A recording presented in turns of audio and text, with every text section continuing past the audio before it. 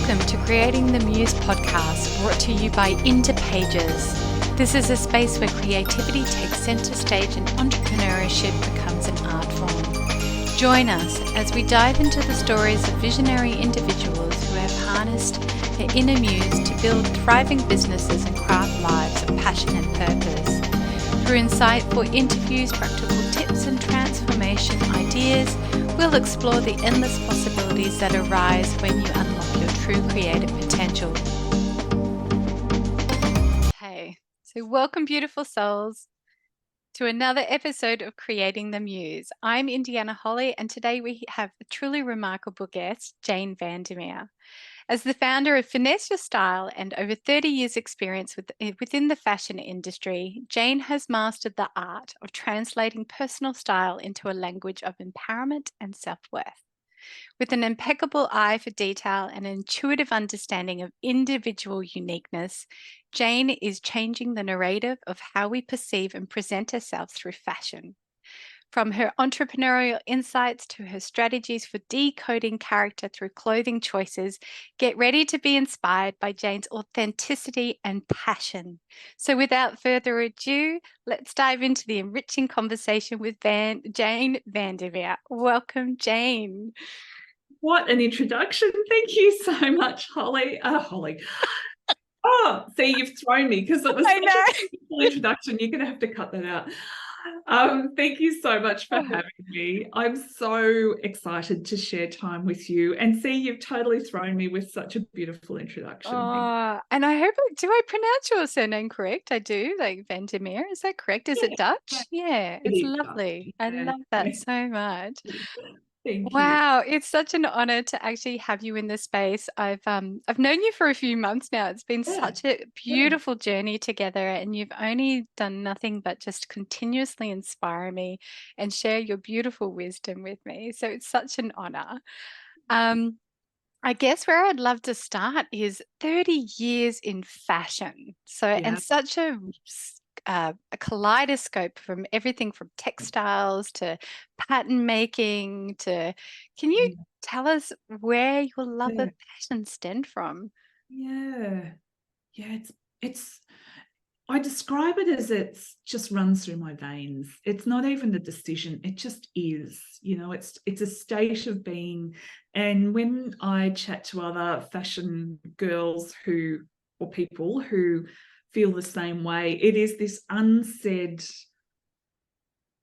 love. It's this great love that goes above probably all logic as well. It is, as opposed to a decision. So it would feel completely non-aligned, if that's such a word, or if I was to step away from it, like I would always find my way back. And I remember even at secondary school when we had, when you have the careers days or careers counsellors, that kind of thing. And I remember thinking, why on earth do people need that? Not realizing how lucky I was to just know. Now, exactly what that meant, yes and no, but I just knew it would be within the fashion industry, and I remember them talking about science and this and that, and I'm like, but why? Why do you need that? Don't you just know? And I suppose I didn't really realize how lucky I was to know. Having said that, I went to a really academic school, a little bit creative, but not a lot. So I remember by about year 10, we did have a textile class, and halfway through the class, I started teaching it. My teacher actually said, Jane, you just run the show because you know more. And I thought, yeah, that's probably about right. But all I knew back then as an option was to be a fashion designer. I didn't really know that there were, or a buyer, that there were, there's myriad of roles that are amazing in the fashion industry, but I just didn't really know, didn't have the exposure to them. I love that, because a lot of people, when you ask them what their purpose is, or in yoga, it's kind of like finding your dharma. And when you go through education and school, and I don't know if you're similar to me, it was very forced upon me to do math, English, and science.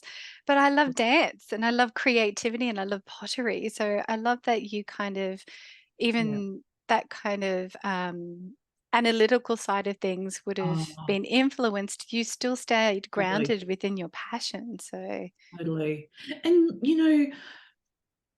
um, you need balance. It's balance in life, isn't it? So we yeah. can, like, I loved graphic design, I loved art, I loved all those creative subjects. But I knew I needed to understand accounting, and I did accounting right up to year 12, and maths and Wow. Yeah, English, and yeah.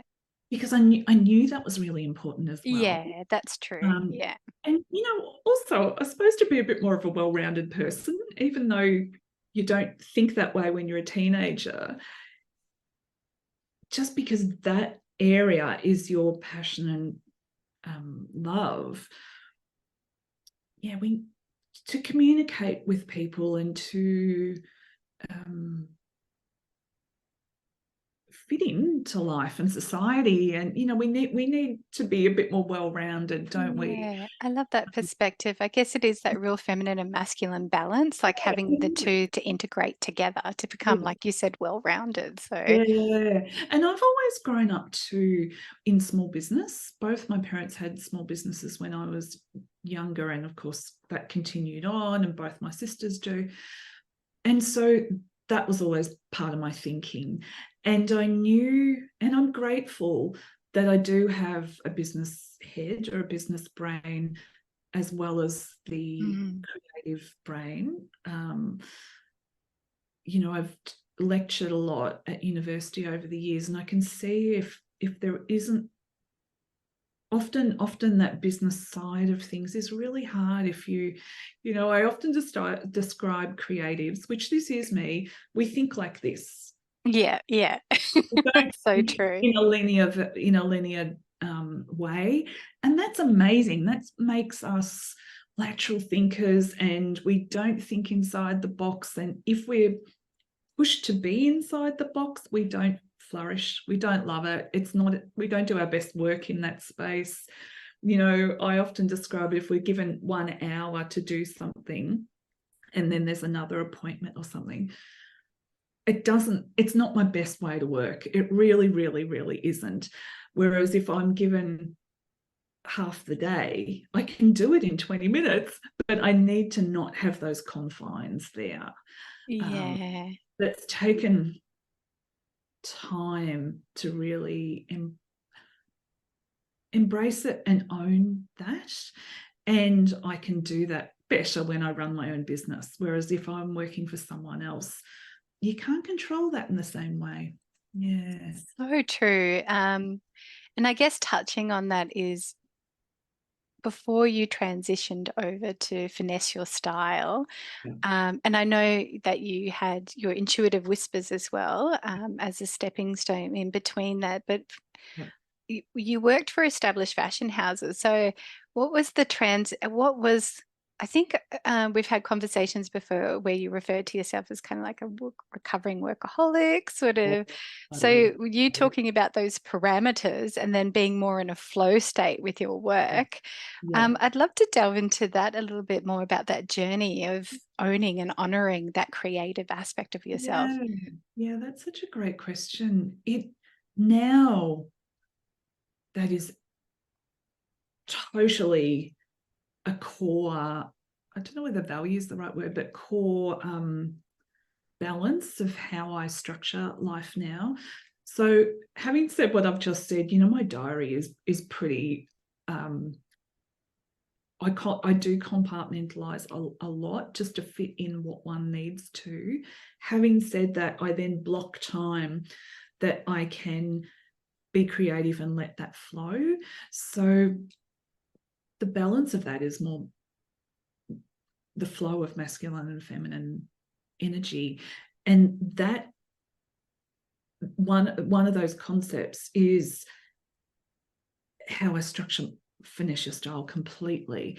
Whereas once upon a time, it was very I almost, when I talk about life pre getting sick and doing these things, it's very much in this energy where we're pushing, and I remember thinking this, it's fast, it's adrenaline based, fashion industry particularly, no one plans, everything's at the last minute. And that's not necessarily the individual's fault. Like, it, 20, 30 years ago, we had 4 seasons or 4 drops a year. Now, now labels have drops. Sometimes, like Zara, big players might have 3 drops a week. So Wow. the turnaround time of that design process is constant. There is no time to be sick, to have a bit of balance. Whereas when you might have 4 seasons, and then say 2 extra drops, you could plan the flow of the year, you the ebb and flow. And although it was full on, you'd sort of go full on for a bit, and then it would, you'd have little lulls in between to catch your breath and be creative. And it was a different thing. Whereas now, and it's been this way for a little while, the drops happen all the time. Not that I'm in this area of business anymore, but this is part of why I stepped out of it, is you're just on. You're on all the time. Always on. Always Yeah. on. Yeah. And the other bit with, I suppose, being global is with the time zones, you're on all the time. Oh gosh. And so Gold. even when I Yeah. had my perfume brand, I had people working with me and for me, and they might be in different countries. And then I was speaking to people in this time zone and that time zone. And before you know it, you're back to a 20-hour day. Now, that's not 20 hours on the whole time, but it's being contactable 20 hours a Oh day. wow. It's a lot of And pressure. it is a lot of pressure. And I Yeah. remember thinking, I've stepped away from this kind of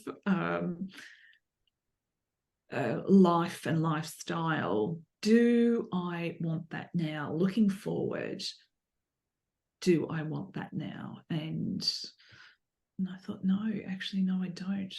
I don't want to have a life that is really 9 to 5, Monday to Friday. That doesn't appeal to me at all.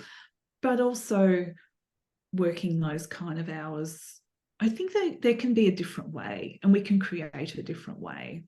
Most definitely. It's just thinking outside of the box and looking at how you can get the best productivity, but while instilling that slow Absolutely. phases and space for recharge and for new energy to come through instead of always operating out of that nervous system of Yeah. going, going, going. So, Yeah. And it's very frenetic, isn't it? I always, when I talk about it, I always lean forward. It's like a push, forceful. It's very hustle. You know how hustle has been a bit of a buzzword. See, I'm very anti-hustle. I just mm, wholeheartedly that it doesn't resonate with me. And for a lot of people it does, and that's fine. But it's absolutely not where I sit and you choose. did. Yeah, I was going to say you definitely walk the talk. I think a while back I read somewhere when I was doing a bit of research on the underlying principles of how you run your business. And I think I read something, it was becoming successful without the old paradigms of hustle and pushing sort of thing, and proving that you can have it with more of that less rigidness and more Yeah. agility and flexibility in how you run your business. So Mm. so inspiring for somebody like me, a bit of a workaholic that's always trying to fill time and space and always forgetting the importance of having space, spaciousness, time for creativity to drop in. So, Thank you for saying that and observing that. I know you're a great researcher. Um, and I would say, though, it was a really, really, really big thing unlearning that default behavior. oh So God, as yeah. a reformed overachiever myself, where, you know, when I'd go on selling trips or buying trips, say selling trips, I'd think, oh, you know what, I've got like 20 minutes, I can squash in another client, you know, and you're just sort of wired to be that way. I remember going to a friend's wedding on a Saturday, it was out of town, and a client rang, and so it's the weekend and he's in a panic and he wants this and that because he doesn't plan, and Because he so you doesn't just have do time it, to plan. yeah, you just do it. And oh, it's sort of that tricky bit of, you know, you treat clients like they're your number one, and then they behave like they're your number one, and so it's a really tricky area. So as I made conscious decisions to change that, it was absolutely 2 steps forward, 1 step back constantly, because I'd been operating like that for 20 years professionally, you know. Mm. And I mean, it wasn't like that from the word go, but I think that is in me, that workaholic, and then it just feeds, and there's opportunities you don't want to miss out. You do more and more and more and more. And so I had to really, really be kind to myself, which again was not a natural thing, of going, you know what, we defaulted back into workaholic today. That's okay, but I've got to learn from this. I've got to pull myself up here. And, you know, an example is if it's a bit quiet business-wise and, you know, you need the extra sale, I would then default into creating something, doing something, making it, you know, pushing and making it happen. And actually it wasn't necessarily what I needed to do. Mm. It's having the awareness to begin with, which is the first step, I guess. And then, like you said, it's taken years to create that pattern. So it's going to take a while to unravel Yeah, that pattern. absolutely. Yeah. You can't be, because we are hard on ourselves. We Yeah. really are, most of us. And then we beat ourselves up, and it's the whole cyclic thing, and that's not helpful. Yeah, yeah. It's interesting because you said something in one of your podcasts as well. I just thought of it when you were talking about that, having that awareness and trying to get out of that pattern making, and it's of what you've created over the years. And I Yeah. think you've said something similar about your confidence as well, which I really resonated with me. And it was that, you know, it took years to kind of erode your confidence. So it's same kind of Oh yeah. yeah, Yeah. principles is that it takes time Totally. to rebuild that as well. So, and Totally. having compassion along the way. Yeah, yeah, absolutely. And it just sort of happens. Like I see it with ladies now I work with, you know, who are, confidence has been chipped away at. And it's not just, you know, one statement, one something. It's small bits that has happened over time. And then you wake up one day and you've forgotten who you are, or you've forgotten that you loved doing Latin American dancing because you just never fit it in, and you know, life happens and all these things. So it is the awareness. It is the awareness and honesty with yourself. Mm. That compassion about you, that really draws me into you. And I guess that's why the theme of creating the Muse magazine is the language of fashion and with the underlying of language of love for yourself, self-worth, Yeah, because you have this real ability to use fashion in a way yeah, that is a language, that language of how you show up in the world. yeah.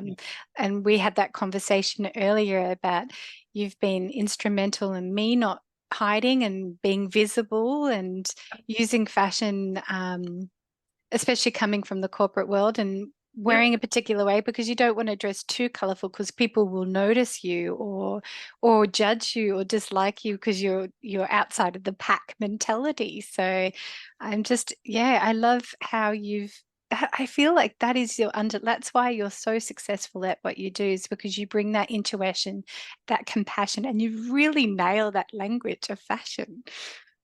Thank you. I hope so. I hope so. I I think think small business is such a reflection on the owner. You know, I realize that part of my life in this lifetime is all about learning about myself, is the opportunity to learn and face the hard bits. And, you know, so I have talked about, I had this really amazing career in the fashion industry. However, I've always been very private, and I have no goals of being famous. None at all. That does not interest me. I think Google says otherwise. But that has never been my driving force. Yeah. And and then when I created Finesse, so although I've been styling for a long time, Finesse is a different iteration. And I fought it. I did not want to be the face of it. I really didn't. I wanted to create the business about the brand, not necessarily me. But of course, because it is the sort of business it is, and it's not like a product per se, I had to step into it. And I really didn't want to do it. I really didn't want to. So I know how hard it is. I suppose that's what I'm saying. I've walked the walk. I know how hard it is and what comes with it. You know, yes, it resonates when you really honor who you are. But, you know, in the world of social media, it's tricky. It's very tricky out there. Definitely a new world, that's for sure. And I was going to say, it'd be such a shame if you weren't the face of your branding. Like, you'd be robbing people of that. Like, why would, yeah. I wish every woman understood that, is that you are your personal brand. So, and the importance of Yeah. that. Yeah. Absolutely. Absolutely. And that, you know, they come to me for fashion and get so much more, because I am Yes. your cheerleader, standing there saying, you know what, let me help you shine more. Be brave. I will be with you. I will walk the walk with you. Because, you know, when women step out and speak up, and that can be on whatever level is right for you, because we've all, you know, we all start somewhere and we all have different aspirations there. For some, it is world domination. And the next lady, it is speaking at a local event, at their something really local. And that is perfect. You know, it's no right and wrong.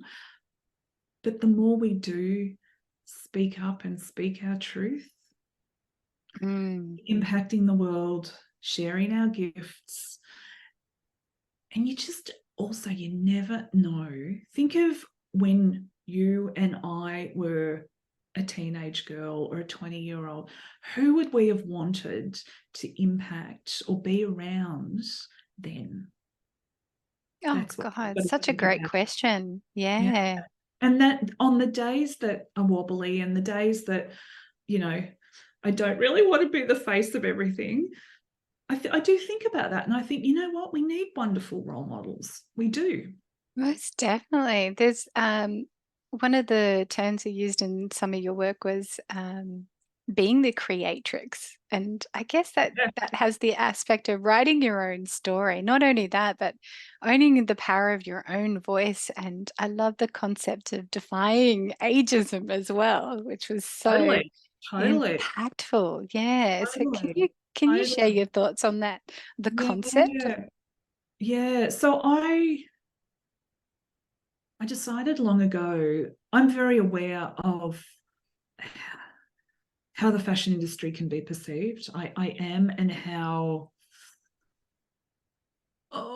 you know, ageism and all the challenges. I'm very aware of all of that. I'm also aware that because my view of fashion is about you as an individual and giving you the tools, teaching you how to think differently, how to love who you truly are, understand who you truly are, and therefore shine brightly. And most women I work with say, I never thought about my body in that way. And that's brilliant. That's brilliant. So it's not about, what I teach anyway is not about, okay, this is in fashion this season, this is what you need to wear. It's not like that. I don't make sweeping statements. The other part is I chose to become part of the solution rather than being part of, the challenges that our fashion industry, which I love, but I'm very aware of its shortcomings there. Yeah. So And in a my, long history of it as well. So, because oh, they were about selling commercialism. Do you know what I mean? of course they It's are. about product and the Mm. whole concept of just labeling things as anti-aging in itself. It's like, why? And we come up with different rule. I remember when I was younger, there was this things about like what we should look like or should adhere to at certain ages in our life, and that sort of it's that thing. It's like white ants. It gets in. You read it enough times, then you Does. think, Whereas, again, I flip that on its head. But it's taken, even me who knows what I'm doing, it's taken time to really embrace that and walk the walk myself with that. You touch on something so true there. Like I noticed awareness within myself. It was even with body image or ageism or whatever it is, how we've been programmed in a certain way. And I used to remember that I always admired women like Sophia Loren and Monica Bellucci had these gorgeous Really. Yeah. feminine hourglass figures. But for myself, I thought it was a bit odd that I didn't want to embrace that and I wanted just to be this stick thin lollipop kind of. And I was Yeah. like, how is it for me, when I'm looking externally at other women, what I perceive as beautiful, because beauty is in the eye of the beholder, sort of thing. But for myself, and I felt that was a real disconnect within it. Yeah. And even with women that are like Susan Sarandon and women that are at an older, I admire them. I want to grow Mm. old naturally. Do you know what I mean? Like, Mm. I just also, really embodying that. yeah, I love all that. And isn't that interesting? So you've got Sophia Loren and Monica, who are built in a similar kind of way, aren't they, Yeah, really? yeah. And yet, why don't we bring, and here's you, right? Why don't we bring them together? And what I find is there's a lot of self-talk and a lot of the deeper work. Like one thing that I suppose I offer, and most women who come to me want deeper work. This is not Mm, just let me take you and show you how to buy dress. that No, suits you. yeah. This is deeper than that. So your self-talk between that disassociation between those two. The other bit, though, I would probably add is I think it also depends what was in fashion, so to speak, when you're a teenager. Oh God, yeah. You, Totally. you Do. know, I was yeah, the supermodels were my generation though, like Cindy Crawfords and Linda Evangelista, but they yeah, weren't Twiggies at no, they all, or weren't. Kate Mosses. They were nice and voluptuous. Yeah, Yeah. yeah. And I think that does impact us a little bit, a little bit, depending on where we fit with all of that Yeah. as well. It's just having awareness of that programming. It's like you are voluptuous and you're admiring voluptuous women, but you don't Yeah, want to be voluptuous. no, that's right. That's right. And one of the biggest things I see with women is hiding. So they're often they come to me and they're wearing really big, so if they're full in the bust, say, for instance, and they'll come and they're wearing quite big things to cover Mm. because they don't want to draw attention. And I get all that. I get that especially in a professional setting, you don't want it to be all about your bust. But in the same sentence, there's the fine line between hiding and almost like cloaking yourself so that Mm. you don't look at me. There's a difference between that and then owning your curves. Wow. And this is the piece about that visibility that I love. It's kind of like you're untangling all that program that we've had, and then you're shining a light and saying, hey, look how bloody amazing you are. Look how Yeah. extraordinary of a woman you are. So that your Yeah. work is so impactful. I Oh, it absolutely is. love it. It is. Yeah. Yeah. It's always, so most women I work with um, come on and do one of my signature courses. So that's for about 5 months. And, it seems like a long time. And I know at the start, some of the ladies are like, let's keep going, like they wanted all the information immediately. Yes. The reason why I don't do that is it then becomes information overload, and then we do Mm, nothing. We do nothing. We get overwhelmed. Whereas if I just do a little bit and then I give you homework and then you come back to me and always do the homework, because it's nurturing and caring. And they'll send me a little message and say, your ears were burning over the weekend. I didn't like what you said. And I'm like, Oh, okay. good. They were triggered. It's a good thing. Yeah, Yeah. yeah. And then we move through that. And then they're like, I get it. I get what you're talking about, Mm, because I go so holistic. We are holistic. We are mm, whole people. It needs to be holistic. It needs to be hair and makeup and accessories. And one thing I'm very passionate about is reworking some of the pieces already in your wardrobe. Let's not go out and just buy lots of new things just because yeah. we need to buy, inject some things, but not like a whole wardrobe. I don't think Yeah. Yeah. It can be quite wasteful to just, yeah. it's And like that landfill. behavioral change aspect's not going to kick in. So, No, that's it. That's it. And yeah. actually, what I say is, in the first, say, 6 weeks, don't buy anything. Wow. Don't buy Yeah. anything. And you guys That's hard. are great about that. Like, the most I'll say is, okay, let's start with foundation, underwear. This is what I I want. love that. Yeah. Yeah. But that's all, because it takes time. Yeah, yeah, and we've got to build, and then by the end, it's always a real gap when we've worked together. I know everything about you, and but then we go on and do other amazing things together, which is beautiful. Yeah. And speaking of other amazing things to do together, because you do have that amazing 5-month program, but now you're the luminous, the Parisian experience. So not only are you helping to change human behavior and really support women to become visible, but then you're taking them to Paris and showing I them their am. own luminosity within that luminous experience. So can you step us through that exciting Absolutely, which package? is, of course, beautiful and luxurious, Mm, luminous in the city of mm, light.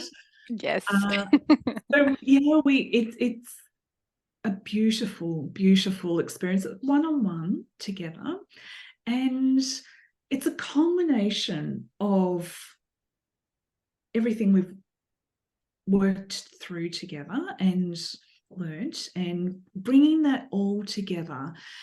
So look, I'm lucky enough, I've spent a lot of time in Paris over the years. Other than I simply love it, I've also, I was a buyer for a long time, so I'm lucky enough to have spent a lot of time there. So I know it well. And it is the culmination of all that we are. So some of it will be, let me take you to quite, high-end shops, midway. Mm, And then, I know a few places that it's that eclectic, interesting, tip things on its head style of dressing, which is what I love. Actually, I'm actually not a big fan of head to toe in one label. I think the interest is mixing and bringing character. out who you truly are. And amongst all of that, we'll go to some iconic French locations, as we've spoken about. Angelina's for lunch, and we'll go to Yes, that gorgeous Frenchman that makes the bakeries. How does he stay so thin? I was looking at his post today, as he ate all six. I know, while sipping champagne. I thought of you thinking, oh, there will become a time that you and I can do that. I don't think we could Absolutely. eat that many treats, but in one sitting.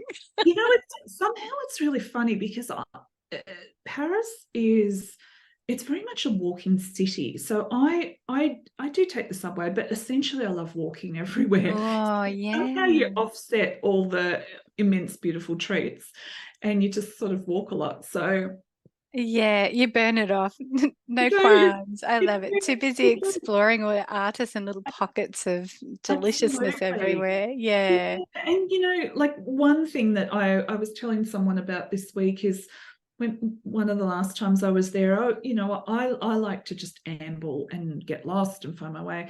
And there's this beautiful food market in the Marais district, and it's a local find. It probably isn't on the must-see lists, which is more my favorite way to shop. And I remember sitting there in the sunshine amongst it was a open air food market. And I just ate lemon tart and drank rosé, Mm. Oh, oh, watching everyone everywhere. And I just thought, this is amazing. To me, oh. this is really special. And it's sort of that mix of chaotic, but truly authentic. Everything's homemade by, Mm. yeah. So we'll mix in some of those and then some really high end. And Mm. probably on our last night, we'll go to somewhere immensely spectacular, wearing some of your new Oh purchases. my God, yes. Yeah. And I'm aware of the time. I have so many questions that I would love to ask you. But I guess there is that whole, we had a conversation and you had a talk about aristocrat dressing and how you can exude elegance and a timeless style. And you were talking about your jacket and the way that it had a certain, I guess this is the innovative part that comes in, like the protective cover over it and the way that the buttons are, like you just blew my mind with the way that you really know right down to the granular level about Oh, absolutely. fashion. Yeah. Absolutely. And Yeah. hence that's your innovative aspect Yeah. that you've been coined as. So, Yeah. Yeah. Thank you. Yeah. I think because I've done so much in the industry, so as a designer, a pattern maker, I can then look at a jacket and say, okay, this doesn't work because of this. This is what it needs because of this. It's not just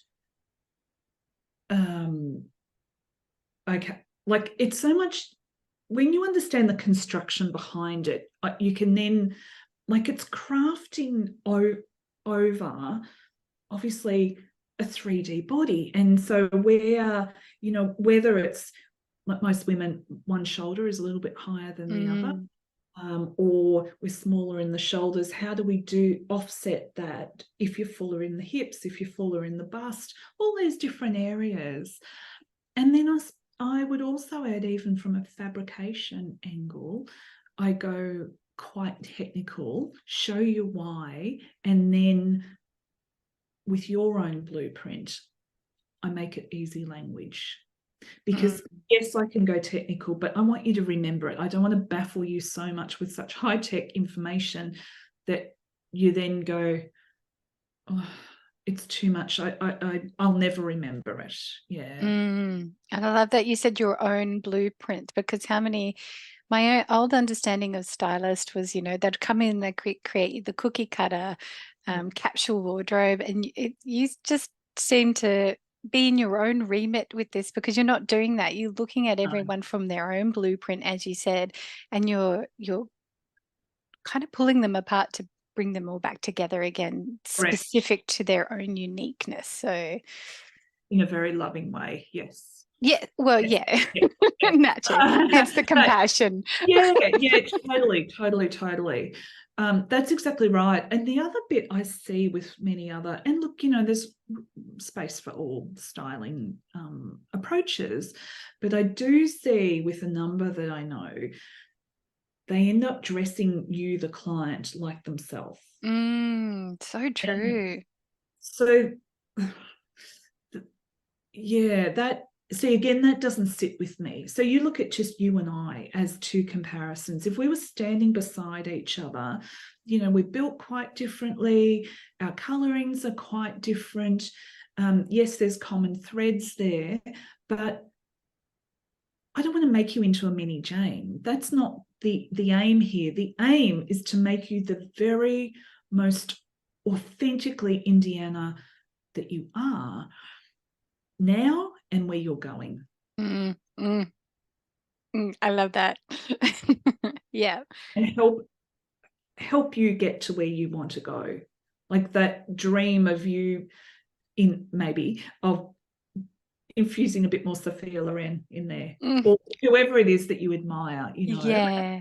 And I wholeheartedly encourage women to embrace who that is, not just looking externally on Instagram and influencers there, because there's a lot Mm. there, which I think let's sidestep that. Yeah, because I can look at something that would particularly look beautiful as somebody, but it wouldn't necessarily look beautiful on me as much as I loved it. So yeah, that's so true. Oh, okay. I could talk to you. I think the other day we spoke for 2 hours, and I had the honor of having a session with you, which I love that whole concept of um the forward thinking visual of who I wanted to become, and you helping me to not only honor that, but also look back at where I have been and kind of integrating that together. So I'm going to be sharing my experience with you in the upcoming Creating the Muse magazine as well. And it was so impactful, and I'm just so appreciative for that experience. I guess I really wanted to ask you what's next. Sorry. Yeah, what's next? I have some very exciting things. So I'm about to embark on, we'll call it the US tour. That is happening shortly. I am guest speaking at a number of locations in America. So that's amazing. Um, I have some other very exciting things I'm working on too.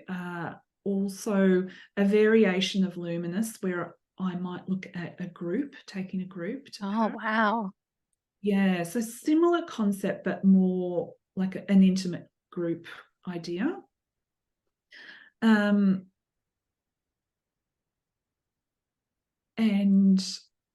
they're the two big key things, but there's a lot of other little things bubbling away under the That's a lot. they're both really big. Yeah, they're big. And I know you Go said away. something about Italy as well. Yeah, So, absolutely. yeah. Absolutely. So that's part of the thinking too, because, Italy is beautiful. So beautiful. So And you've been educating me along the way as well with the SBS Discovery channels, oh which yeah, I have absolutely loved about Parisian experience. absolutely. And now, what's his name? Tucci? He's Oh, Stanley Italian. Tucci. Yeah. Yeah, gonna love delving into that. Yeah, yeah. And see, he's a great example of, yes, he goes to the more mainstream or some of the mainstream cities, but it's looking at it from an artisanal perspective, Mm, not just mainstream. And I suppose that's how I'd view my view of fashion. It's okay, yes, we know the luxury brands. Yes, we know that. But I'm probably not going to take you there. I'm going to take you to a bit more artisanal, a bit more interesting. Like, let's not, in nothing wrong with the luxury brands. Of course, there's not. But I don't know about you, but I don't want to be plastered with their insignia everywhere. I want to look like me, mm. my version of that. So that's more, that resonates more with my. Nothing makes you pop than really owning that, hey? Like really, really stepping into that is so powerful. Absolutely. And then what do you think happens when you're in front of your clients, or you are speaking, or whatever you're doing, you're owning it very differently. Giving you that confidence. I love that so much. Mm. Now, Jane, where can fabulous people find you and your amazing services? two places. My website is finesseyourstyle.com. That's probably the most cohesive place. There's a little section on there. You feel free to book in and have a chat if you would like to. I don't pressure sell because I really, that goes against who I It's not am. who you are. Yeah. No, it's not. So if that is of interest, lovely.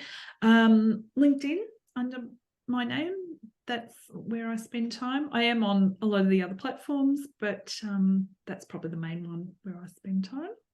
Yeah. Oh, Jane, what a journey. Just thank you so much for sharing your insights. You truly are such an inspirational woman. I'm so grateful to have you on Creating the Muse. I had like this long list, but like of questions that I could have asked you, but I'm aware of the time. So I just wanted to thank you again and express my appreciation for being on Creating the Muse podcast. So much for having me. It's always a delight to spend time with you, and you are so truly gifted at what you do. And Oh, I thank you. wholeheartedly am cheering you on in all of these expansions of your gift. So I thank you. feel that. I feel it. Thank you, Jane. See you later.